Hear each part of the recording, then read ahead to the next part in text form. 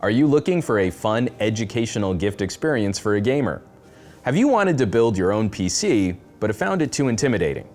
We have the perfect solution in the Intel Core i5 Gaming DIY Kit to build a high-performance gaming desktop. And we'll walk you through a super simple step-by-step process to assemble it. All right, enough talk, let's get to the build. We're first going to check to make sure that we have all the required components. Starting with the processor, we have an Intel Core i5-9400F, 16GB of G.Skill Ripjaws V-Series RAM, a 512GB Intel M.2 SSD, an EVGA GeForce GTX 1660 XC Black gaming GPU, a 520-watt power supply, a Gigabyte B360 Aorus Gaming 3 Wi-Fi motherboard, and a Fantex Eclipse case. For tools, we need a number 2 Phillips screwdriver, or a screwdriver roughly this size, a number 1 Phillips screwdriver, and wire cutters.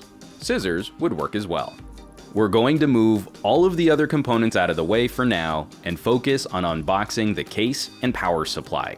The first thing we're going to do is remove the 4 bolts that are holding on to the front tempered glass. Then place the glass down on a flat surface. Then we're going to remove the 2 bolts holding on the case's back panel.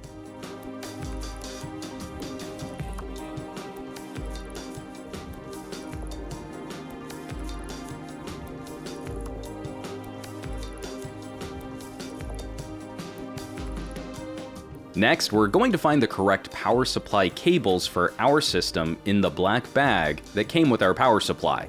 We're going to need to plug 3 different cables into our power supply. The wide connector with 24 pins is going to plug into the MB ports on the power supply. We need to plug in 1 connector with PCIe on the end of it and 1 connector with CPU on the end of it. We're now going to install the power supply into the case. We're going to place a power supply with the fan facing downward. We're then going to use the 4 screws that came with the power supply to attach the power supply to the case.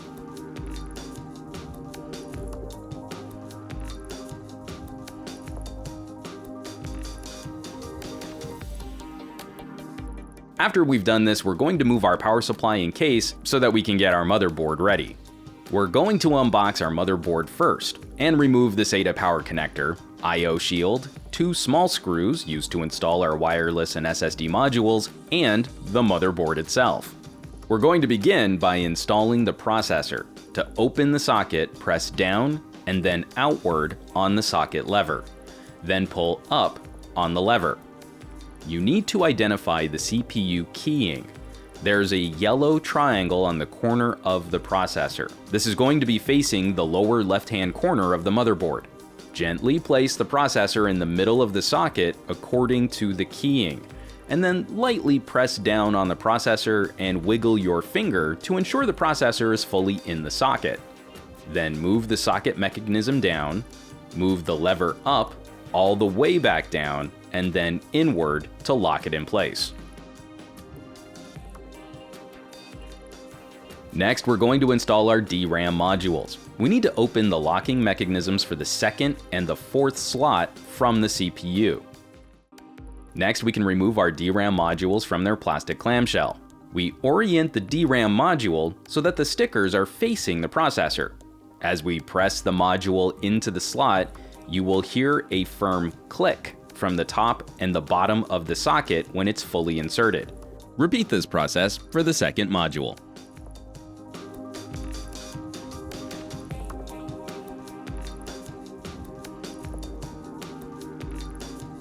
Now we can install our Intel PCIe SSD module. We'll remove the clamshell from the Optane box and then remove the module from that clamshell. Now insert the module into the slot labeled M.2.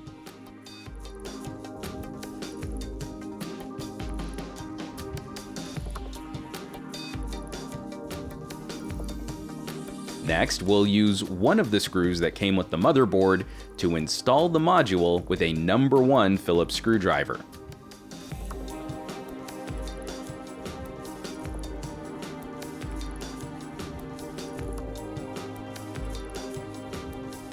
The small wireless module will be installed the same way.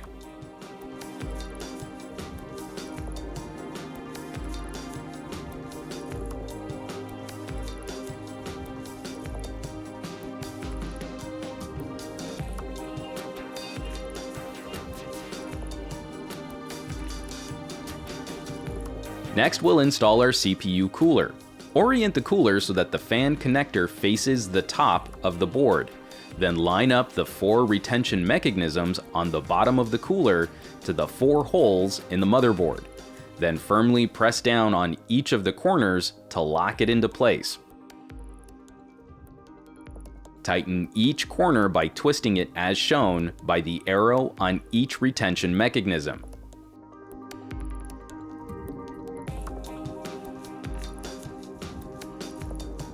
And then plug the cooler into the port on the motherboard.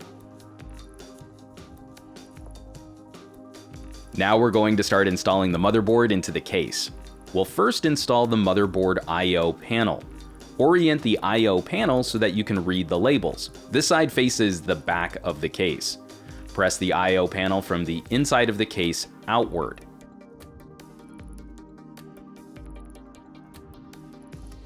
Then we can gently lay the motherboard down with the I/O near the I/O shield like this.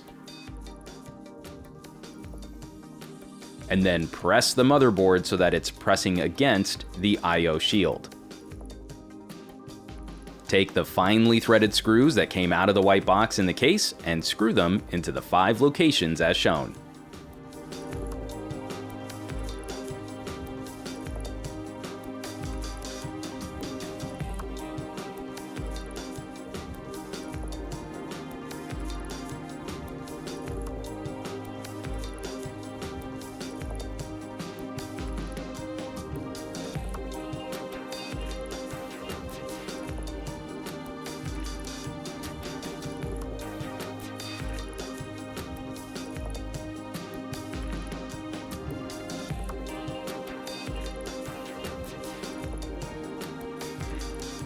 After the motherboard is installed, lift the case so that you can access the back.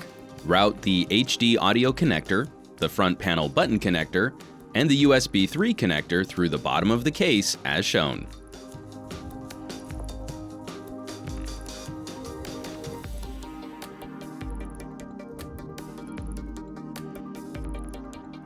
The HD audio connector plugs into the port labeled F_audio in the bottom left-hand corner of the motherboard. Now we're going to plug in the front panel cables into the front panel port in the bottom right corner of the motherboard.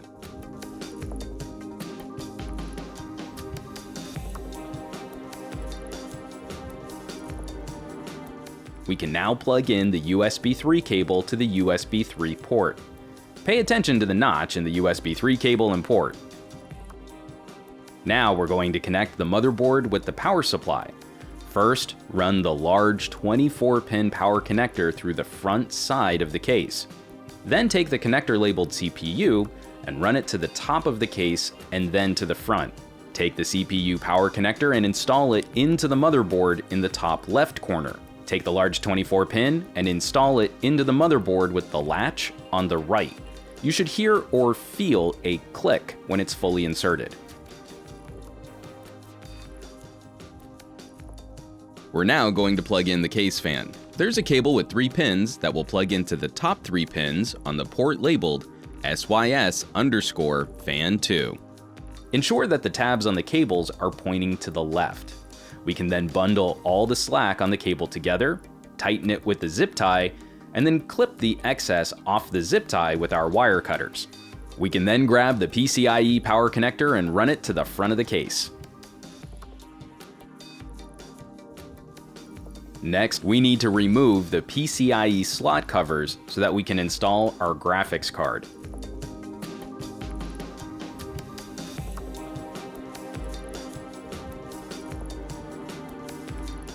We can now install the GPU.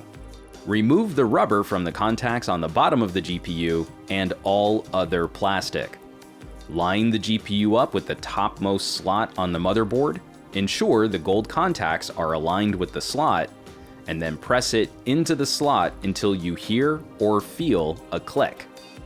Now install all 3 screws back into the PCIe slots to attach the GPU to the case. Now plug in the PCIe power cable into the GPU as shown.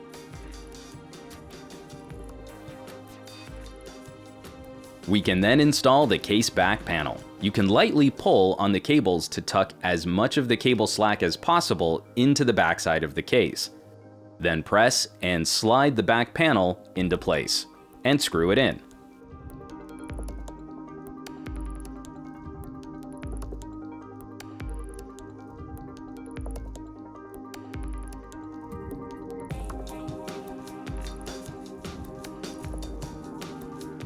We can then install the tempered glass with the 4 screws that we took out of it.